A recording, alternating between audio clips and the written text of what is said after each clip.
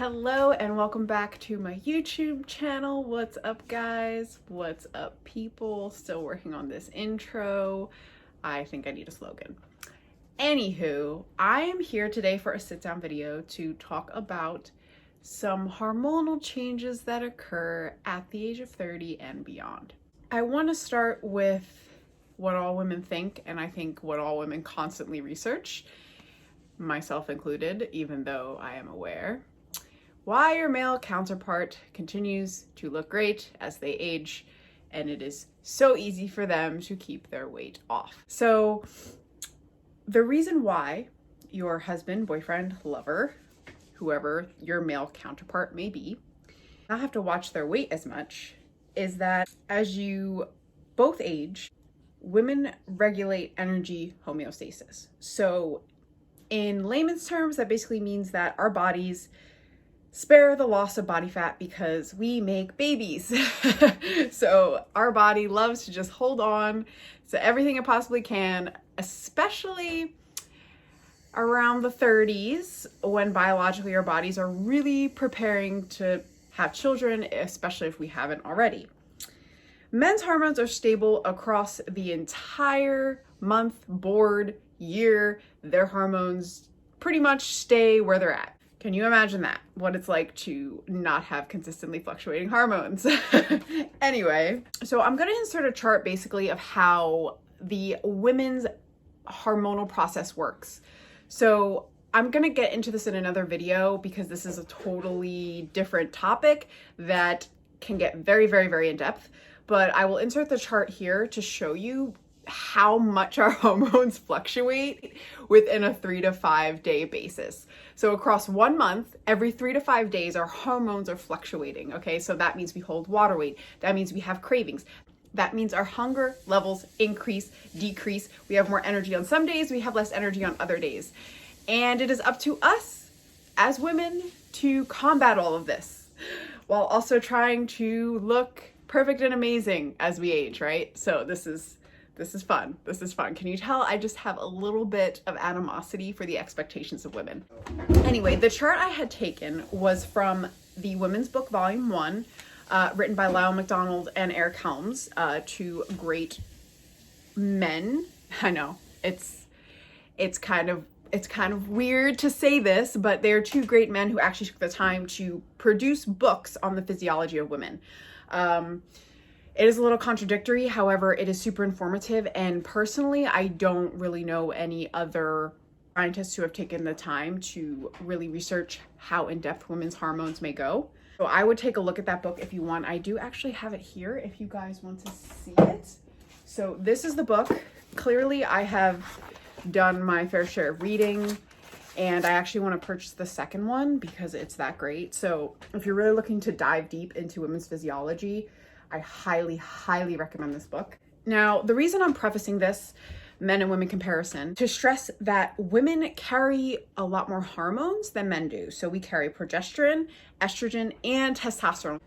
Today, we are going to focus more solely on estrogen and testosterone in women and some slight comparison to men. Now, as we age, these hormones obviously begin to decrease slowly because depending on the circumstances, it still could be a more drastic or less drastic increase for both men and women. So in men, for example, as their testosterone decreases, you'll see more visceral fat storage, and then you also may see some baldness, decrease in energy, things like that. For women, it's more or less just our decrease in hormones, that we may start gaining more weight in our hips and our lower belly. We also may see some hair loss. Again, I'm trying to keep this video somewhat short because there are so many different pathways you could go down regarding this. So I can do any video you guys might want to know about. So just leave a comment below if there's anything specific that you have questions about or any topics you want me to cover. So continuing on, in an article by Colley in 2015, she discusses briefly testosterone and estrogen in both men and women as they age. I'll insert the article here as well if you guys want to take a look at it. The decline starts to set in, but at a barely noticeable rate. regarding our hormones. And obviously it increases more slowly up to our premenopausal era, which could be between 40 and 50. We start to see much more of a decrease in estrogen. Therefore, we start to see some bone mineral density loss. Now, this is quite important for men and women. However, when our hormones start to decrease, our bone mineral density starts to decrease. It is actually shown in the research that more specific portions of the body, such as the spine in women, actually start to lose their bone mineral density first in comparison to other areas, especially the weight that estrogen bears for women and how important it is to combat that with weight training, which I will get into more in depth later. Obviously, what we've gathered so far is that there is a slow decrease in hormones, age 30 and above, and that includes testosterone, estrogen, and progesterone. What do we do to combat this, right? Obviously, we know we're losing energy, we're losing our bone mineral density, we're gaining more fat, and our metabolisms are slowing down, right? So what do we do to combat it? What can we do to combat this inevitability, right? So weight training. I know we've heard it before. I know it has been broadcasted everywhere in multiple different ways, right? So here's the problem. It's been broadcasted in multiple different ways with multiple different pathways of information, right? So I'm just going to give it to you straight here today, like as straight as it possibly can be. From having a master's in science, I think that gives me some credibility, and also for being in the field for over 10 years in personal training, right? So let me give it to you straight here. Weight training is directly related to your neuroendocrine system, right? It inherently balances your hormones and your nervous system, right? What did we just talk about?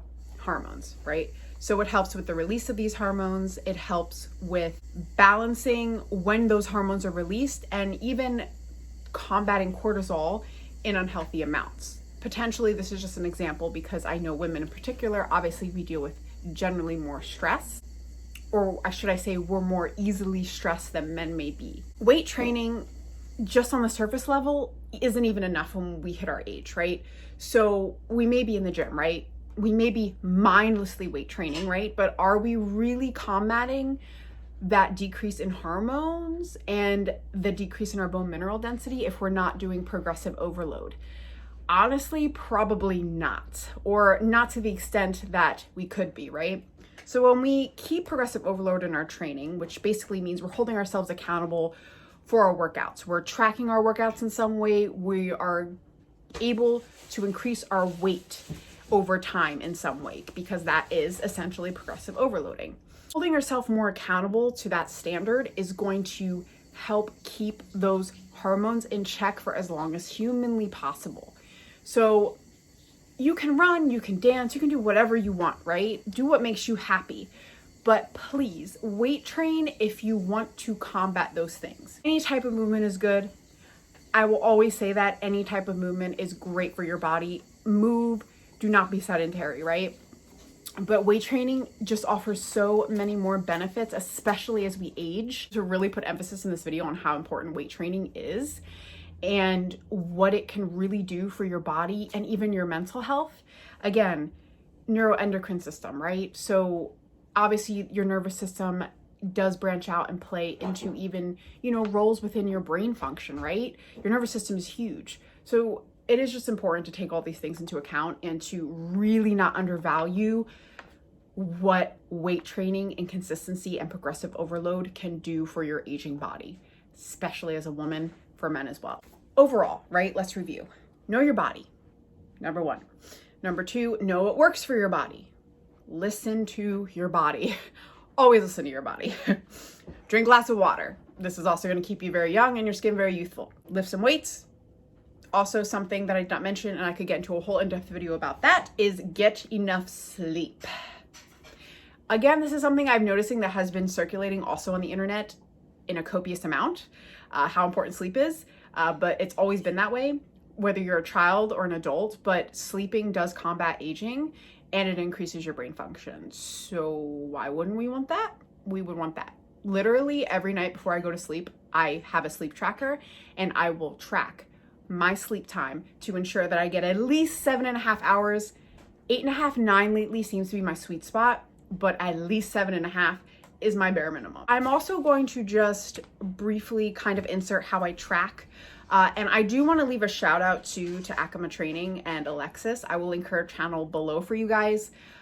Just to give her credit, because she actually sent me this Excel sheet when I like first started paying her for her training programming. By the way, if you want a really good trainer, I highly recommend Alexis. She's great and she's backed by science for everything she does. You do not have to be as intricate as this. This is a choice for me. But in some way, you need to be holding yourself accountable for what you're eating, how much you're eating, unless you don't care. If you don't care and you don't mind, then by all means, you can nix that whole thing.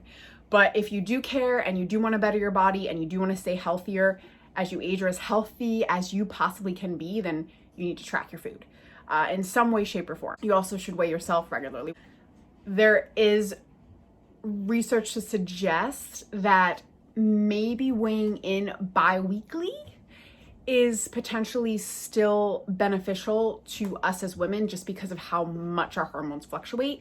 So even let's say you're loosely tracking your food just to get an idea of how much you're intaking daily, how much protein you're getting in.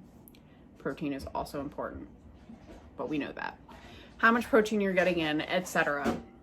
You just want to make sure that you're also weighing yourself so that you are aware of how your weight is fluctuating and what is affecting your body. Because again, this becomes more intricate as we age, right?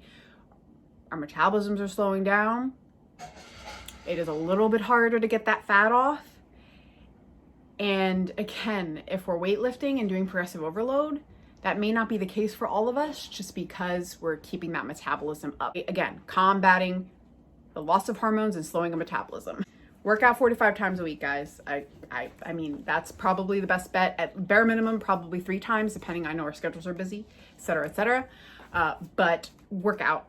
And by workout, I mean weightlift 3 to 4 times a week, 4 to 5 times a week if you really love it, right? Overall, as we age, as women, and even as men, but more so as women, we need to be weight training and we need to be holding ourselves accountable if we want to stay as young as possible and we want to stay as healthy as possible. These are just things, basic things that we need to pay attention to. So if you guys want to hear any other topics below that bounce off of this topic more in depth, because like I said, there's so many different ways we could go, please leave a comment below and let me know what you would like to hear. Everything I discuss will be backed by valid research, and I will post whatever articles I use and give credit to those I use. If you have any other questions or anything else you would like to know, please leave a comment below. And thank you so much for watching, and I'll see you next time.